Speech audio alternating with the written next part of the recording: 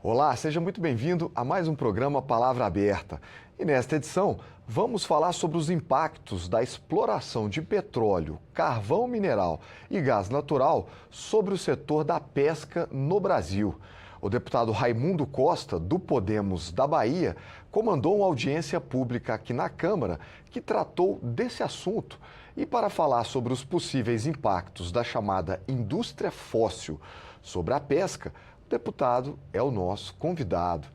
Deputado, seja muito bem-vindo ao programa Palavra Aberta. Muito obrigado pela oportunidade desta entrevista. Para a gente iniciar, eu queria falar sobre o setor da pesca do Brasil, para as pessoas entenderem um pouquinho como é que está essa questão do pescado. Pois é interessante a gente que todos entendam, nós somos uma população de mais de 2 milhões de pescadores cadastrados, segundo os dados do Ministério da Pesca e Aquicultura. Dessa população, a maioria são mulheres, em torno de mais de 50%, entre 50% a 60%. Esse número ainda pode aumentar. Interessante, não sabia. Tem mais mulheres do que homens na pesca? Mais mulheres, porque quando você está... O Brasil tem uma extensão de litoral muito grande. Nós temos manguezais no Nordeste. Eu que sou da Bahia, nós sabemos a importância do manguezal.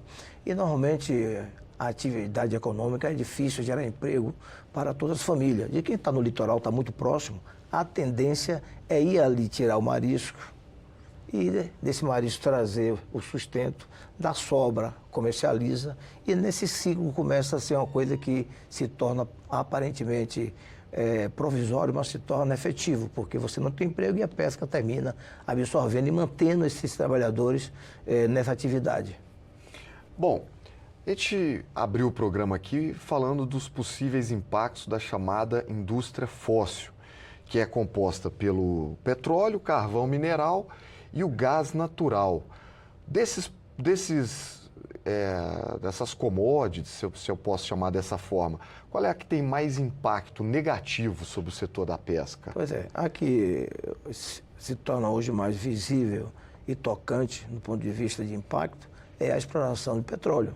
Porque primeiro que você tem, para você identificar onde está o petróleo, você faz a pesquisa, você vai ali com um sistema sísmico, 3D, que você joga bomba de ar, e ali retorna informações, dando as informações que a sísmica deseja.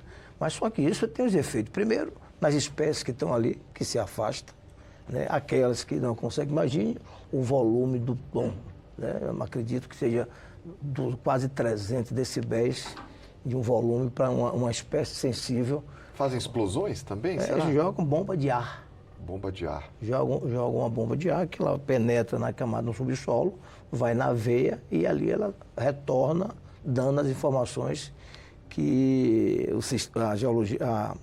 a sísmica precisa para identificar se tem gás, se tem petróleo, a média de quantidade, se eles têm uma técnica que eles avaliam.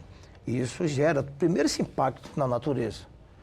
Quando isso é identificado como positivo, aí você já vem para ali para manter uma exploração. Nisso você já começa a ter uma área que é proibida de exclusão. Então, no momento que você encontra, e normalmente pode ser num pesqueiro tradicional, se entender a pesca artesanal, ela não dispõe de tecnologia para estar avançando, e nem muito menos o país oferece prospecção para dizer, olha, em tal lugar tem assim, tem aquilo lá, tem essas espécies ou não tem, para ser como opção. Então, quem vive daquilo, normalmente vai no GPS, ele vai na tradição e fazer aquela pesca naquele local. A partir dali, está excluído. Excluído do ponto de vista de não poder pescar. Você tem um limite de 500 metros, só que também você tem um tubo que eles se utilizam para fazer o escoamento.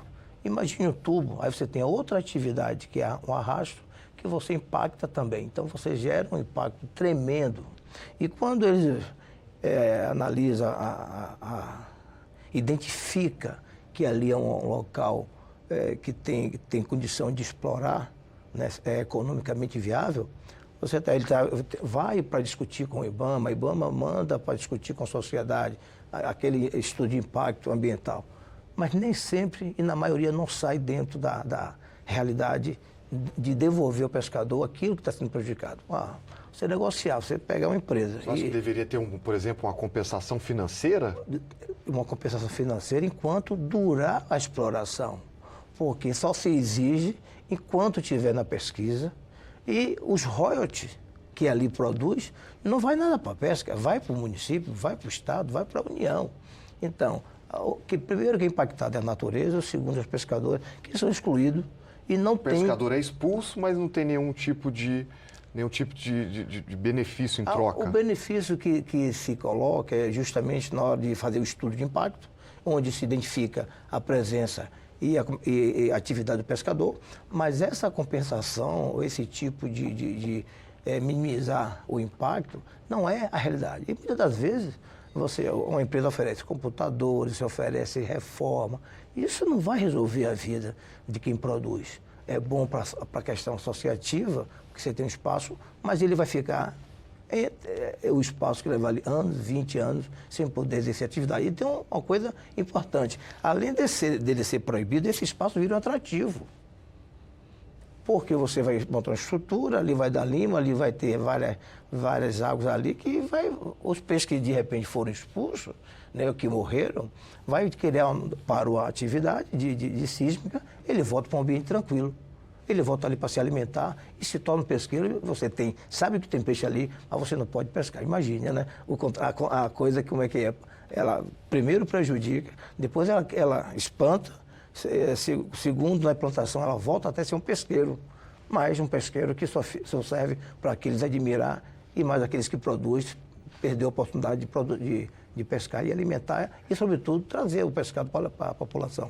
Agora, o senhor se identifica como uma pessoa que teve origem na pesca artesanal, né? Sim, o senhor foi sim. da pesca artesanal. A gente sabe que o setor de petróleo, o setor de gás, né? Essa que a gente chama de indústria fóssil, ela gera uma quantidade de recursos imensa, né?